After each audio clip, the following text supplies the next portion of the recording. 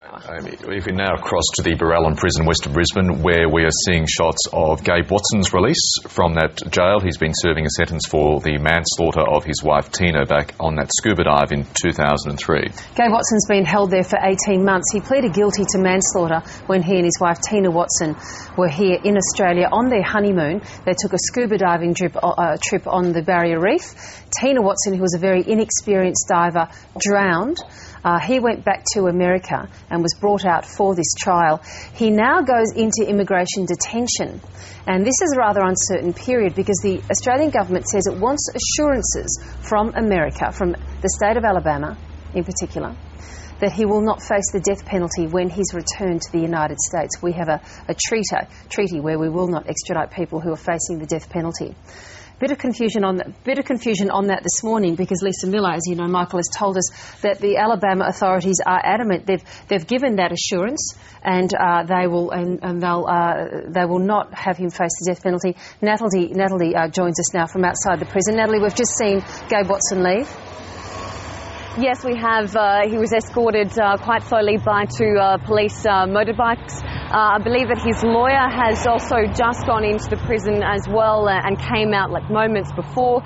They're due to be heading straight to the airport now. There are a number of immigration vehicles that had also come into the prison, and the media scrum is getting underway to follow him and find out exactly where he is going in the next few moments. Well, we know that he's headed for Maribyrnong Detention Centre in Melbourne, and he'll be held there for an indeterminate period of time, it would seem, Natalie, because Australian authorities are after some assurances from Alabama that they clearly believe they haven't got yet.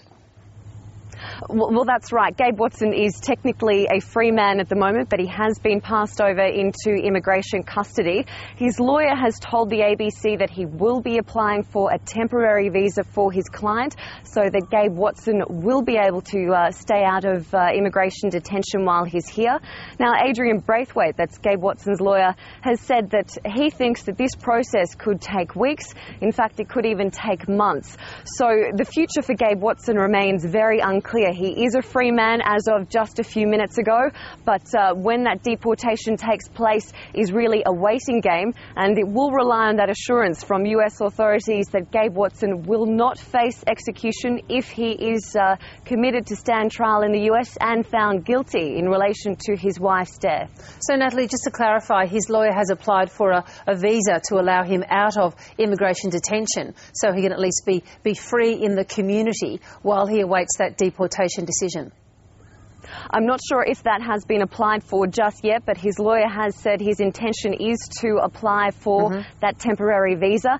Chris Bowen yesterday said that that wasn't something that the federal immigration minister said that wasn't something he was really looking into. But of course, that'll go through the normal procedure, just like it would for anybody else who is in the same situation here. So I don't know that it has been put into effect yet, but certainly that's something that the wheels are in motion as we speak. Now, Gabe Watson has remarried. If he's free in the community, or even if he's not, I guess his wife is free to come here and visit him while he's still being held in Australia. Do we know where she is at the moment?